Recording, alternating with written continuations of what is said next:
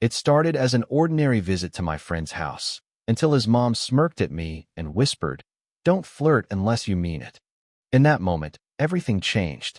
When the story begins, the goal is to draw the listener in slowly, with an ordinary, almost casual setup that quietly builds into something more charged. The narrator arrives at his friend's house, expecting nothing unusual. Maybe it's for a study session, a game night, or simply hanging out.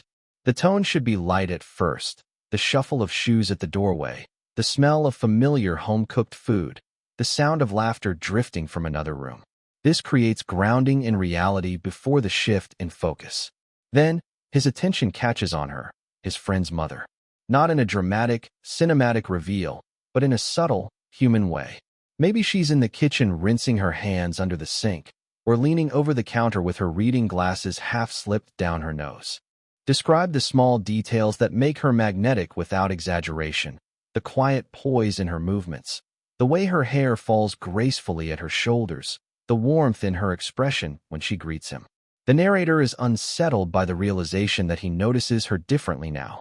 He's seen her before, many times. She's always been kind, polite, the background presence of the household.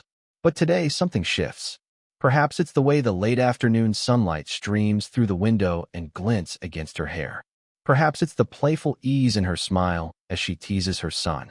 Perhaps it's simply that the narrator himself is older now, more aware, and his perception of her has deepened without warning. The key emotion here is startled awareness. The narrator feels a flicker of nervous energy, a sense of being caught off guard by attraction he hadn't expected. His inner voice should reflect this. A slight quickening of breath, a subtle flush of embarrassment at how long his eyes lingered. He doesn't fully understand why, but the smallest details begin to stand out. Sensory richness should carry the moment.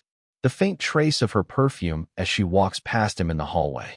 The warmth of her hand when she briefly touches his shoulder in greeting. Even the sound of her laugh, low and unguarded, feels different than before. It lingers in his chest in a way he can't quite explain. Importantly, this part ends not with a dramatic confession, but with a quiet note of curiosity and tension. The narrator doesn't act on anything. He barely allows himself to admit what he's feeling, but he can't shake the subtle electricity that ran through him when their eyes met. It's the kind of glance that lasts only a second, but leaves the impression of a minute. The second part of the story needs to shift the energy from simple awareness into playful tension. This is where the chemistry first takes form, not through grand gestures, but through light words, subtle teasing, and body language that carries unspoken meaning. The narrator settles in the living room or kitchen with his friend's mom nearby. Maybe his friend is still around, distracted or moving between rooms, so the conversation is casual at first, polite questions, laughter, comments about everyday things. But the narrator finds himself unusually aware of her presence. Every time she looks at him, he feels the faintest jolt of nerves, like being caught out of place. At some point, she notices his slight awkwardness, how he avoids meeting her gaze too long, or how he fumbles over a response to a simple question. She's an older woman, confident enough to recognize hesitation, and rather than ignoring it, she chooses to lean into it with playful amusement. Maybe it happens while she pours him a glass of water, sliding it across the counter. She arches a brow, her lips curving into a knowing half-smile as she says something teasing, perhaps commenting on how quiet he's become, or how he seems nervous around her today. Her tone is light, not sharp, but there's a glint in her eyes that tells him she's aware of more than she's letting on. Then comes the line that changes everything. "Don't flirt unless you mean it." She delivers it with a smirk, playful yet deliberate. It's not an accusation, but a warning wrapped in charm, a way of saying she's not the type to entertain half-hearted attention. The narrator laughs awkwardly, trying to deflect, but inside his heart races. Did she mean it seriously? Was she only teasing? Or was there a truth underneath her words, waiting to be acknowledged? He replays the moment in his head, even as the conversation continues, every syllable echoing louder than it should. The key here is subtext. She doesn't press the issue, doesn't need to. The weight of her remark lingers between them like a thread neither of them is ready to pull. For the narrator, it's both thrilling and terrifying, a sudden possibility he hadn't dared imagine. Small sensory details amplify the moment. the brush of her hand against his when she passes the glass, the closeness of her standing beside him, her perfume subtle but impossible to ignore, the way her eyes lock onto his just a second too long before she looks away. The scene should end with the narrator unsettled but captivated. He tries to move on, to play it cool, but he can't. Her smirk replays in his mind, her words looping with quiet intensity. What began as simple awareness in part one has now transformed into undeniable tension, playful on the surface, but carrying an undercurrent that neither of them can dismiss. After the playful exchange, the energy of the story should begin to shift towards something more intimate and reflective. This section isn't about bold gestures or dramatic words. It's about quietness, the simple closeness of two people sharing a room when no one else is around. The narrator finds himself unexpectedly alone with her. Maybe his friend steps out to take a call, run an errand, or disappears into another room for a while. Whatever the reason, the air changes the moment they're left together. The background noise of the house seems softer, the stillness heavier. Even ordinary sounds, the ticking of a clock, the faint hum of an appliance, feel more noticeable now that it's just the two of them. She offers him something small, coffee, tea, maybe a slice of cake she had on the counter. The offer is casual, but it's an opening. As she pours his cup, he notices the small details, the way the steam curls upward, the warmth of the mug sliding across the table, her fingers brushing the rim as she sets it down. It's not just a drink. It's a gesture of care, of hospitality that suddenly feels far more personal. They sit across from each other, the table between them narrowing the distance. Conversation starts with safe topics. How school is going, how he's finding his way in the world, what her week has been like. But gradually, their words deepen. She speaks with a quiet honesty that surprises him, sharing thoughts on life choices, regrets, or the way time has a habit of slipping faster than we expect. Her voice is steady, but there's a softness beneath it, a glimpse of vulnerability she doesn't often reveal. For the narrator, listening to her is unexpectedly grounding. He notices how attentively she speaks, how her eyes don't just look at him but see him, holding his gaze in a way that makes the world outside that kitchen fade away. He finds himself leaning forward slightly, elbows on the table, wanting to be closer without even realizing it. The physical nearness grows in small ways. Their hands almost touch when she slides the sugar jar toward him. When he laughs at something she says, his hand rests briefly on the edge of hers, and though the touch is accidental, it sends a quiet rush through him, a warmth that spreads faster than he can control. The emotional aim here is comfort tinged with awareness. They are not declaring anything, not yet, but there's a quiet understanding forming, that in each other's company, they feel something different, something steadier and more alive than they expected. By the time his friend returns, the spell is unbroken but carefully tucked away. The cups are nearly empty, the air still faintly charged, and the narrator knows he'll never look at her the same way again. At by this stage, the story should slow even further, moving from the light teasing and casual conversation into something deeper, more emotionally charged. The audience has felt the spark, the tension, the playful back and forth. Now, they're ready to see the softer side of her, the part she doesn't often show, the part that makes the narrator feel something beyond attraction, empathy, protectiveness, and an even stronger pull. The scene begins in quiet. Perhaps it's later in the evening, when the house is dimmer and calmer, or maybe it's a moment when his friend has stepped away again, leaving them side by side. The atmosphere feels heavier than before, not in a negative way, but in the way two people can sense when a conversation is about to turn real. She starts speaking, not with a dramatic confession, but with a subtle, almost offhand remark, something about how quickly time passes, or how raising her son has been the center of her life. She might mention how, in focusing so much on others, she sometimes wonders what parts of herself she set aside. Her tone carries the strength of someone who's used to being resilient, but for once, there's a flicker of rawness underneath. The narrator listens, deeply aware that she isn't just filling space with words. She's letting him see a part of her that she doesn't show to everyone. He notices the way her hands fold together in her lap, the slight drop of her eyes as if she's hesitant to meet his while admitting something real. She might even laugh softly at herself, dismissing her own vulnerability with a playful wave of the hand. but he can tell it means more than she lets on. This is the perfect moment to show body language as emotional connection. Maybe, as she thanks him for listening, her hand rests lightly over his for a second longer than expected. The warmth of her skin sends a shiver through him, not of desire alone, but of intimacy, the feeling of being trusted with something precious. For the narrator, the effect is overwhelming. Attraction deepens into something more complicated. He isn't just captivated by her smile or the way she teases him. Now, he sees the layers of her life, the quiet strength, and the loneliness she sometimes hides. Inside, he wrestles with the weight of it. He's younger, less experienced, and yet, in this moment, he feels the urge to protect her, to give back the steadiness she has always given others. The key is hesitation wrapped in longing. Neither of them moves further. They don't lean in, they don't cross lines.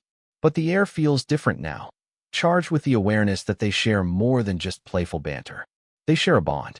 The scene should close on silence, not words. Maybe their eyes meet across that pause, soft and searching, before they both look away with small smiles, knowing that something delicate has shifted and nothing will feel quite the same after this. The story has now moved past simple intrigue and quiet vulnerability. This part is about letting the atmosphere itself grow heavier with closeness, the kind of moment where two people sit near each other, say very little, and yet every second feels charged. It's where attraction becomes undeniable, though still restrained. The scene unfolds later in the day, perhaps as the evening settles in. The house is quiet, the lamps casting a golden glow that softens every edge of the room. The light feels different, not the sharp brightness of day, but something warmer, gentler, more intimate. It's the perfect backdrop for a shift neither of them will openly name. The narrator and his friend's mom find themselves sitting together on the couch. Maybe a movie is playing, maybe music hums softly in the background, but neither of them is paying much attention. The world outside seems distant. What matters is the nearness, the slight space between their bodies, the awareness of every small movement. At first, it's subtle. Her shoulder brushes against his when she shifts to get comfortable. He feels the faint warmth of her presence, and though it's something small, his heartbeat reacts as if it's something monumental. He tries to focus on the screen, but every part of him is tuned to her. The rhythm of her breathing, the way she rests her arm along the back of the couch, the curve of her smile when she notices something on the screen. Then comes the glance, the one that lasts a fraction too long. Their eyes meet, and the silence around them seems to thicken. Neither of them speaks, but the air is alive with unspoken words. He feels his throat tighten, the urge to say something rising and then fading. She gives a soft smile, almost like she's acknowledging the moment without daring to push it further. Sensory detail is crucial here. He notices the faint citrus scent of her perfume each time she shifts closer. The warmth radiating from her body seems to reach across the small space between them. Even the brush of her sleeve against his arm feels electric, like a touch that lingers long after it's gone. The emotional tone here is teetering on the edge. Neither wants to cross an invisible line, yet both are fully aware of how close they are to it. The narrator is restless inside, torn between the safety of restraint and the pull of wanting to lean closer, just enough to close the distance. The scene should end not with action, but with a shared pause. A quiet laugh from her, a nervous exhale from him, and then both turning back toward the movie as if to hide the storm inside them. Yet the shift has already happened. The room feels different now. They both know they aren't just two people sitting on a couch anymore. They're two people holding back from something they both feel. This is the peak of tension, the part where everything slows down to a heartbeat, where every glance and every touch feels like it could tip the story into something irreversible. The goal here is not to make them cross the line, but to bring them as close as possible to it.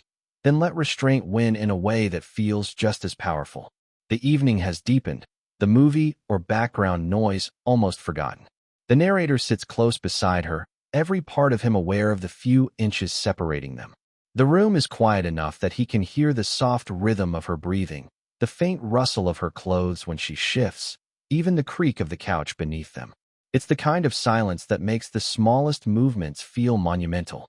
A playful moment sparks it. Perhaps he makes a remark about the movie, something half-joking that earns her amused laugh. She shakes her head, leaning slightly into him as she nudges his arm. In that simple gesture, her hand comes to rest briefly on his knee. For anyone else, it would mean nothing. For him, it feels like the entire world has narrowed to that single point of contact. The warmth of her palm through the fabric, the gentle pressure, the casualness of it. And yet it's not casual at all.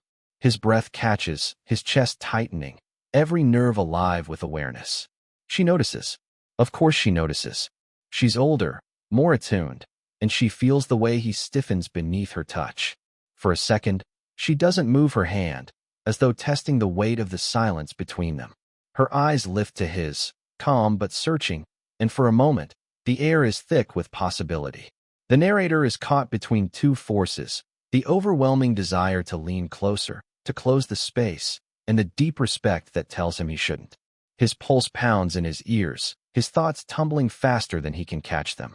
And then she pulls back, slow and deliberate, her fingers slipping away with a softness that feels almost like a caress. Her lips curve into that familiar smirk, the one that hides as much as it reveals. She leans just close enough for her words to reach him like a whisper. Careful. I wasn't joking earlier. The line lands like lightning. It's both playful and serious, both a tease and a boundary. She's reminding him of her earlier warning, but also acknowledging that what passed between them just now wasn't imagined. It was real. The narrator swallows hard, torn between relief and longing. The moment has ended, but the tension hasn't.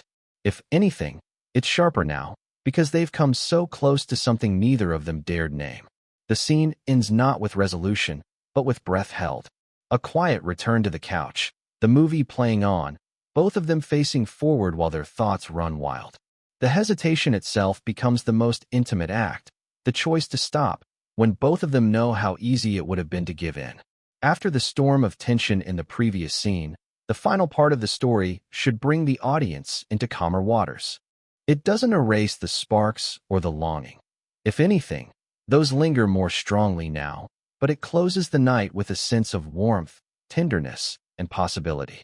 The romance is not about what happened, but about what could happen, and the quiet promise they both carry away. The evening draws to a natural close. Maybe his friend reappears, yawning, suggesting it's late, or maybe the narrator knows he should head home before the weight of the night grows heavier.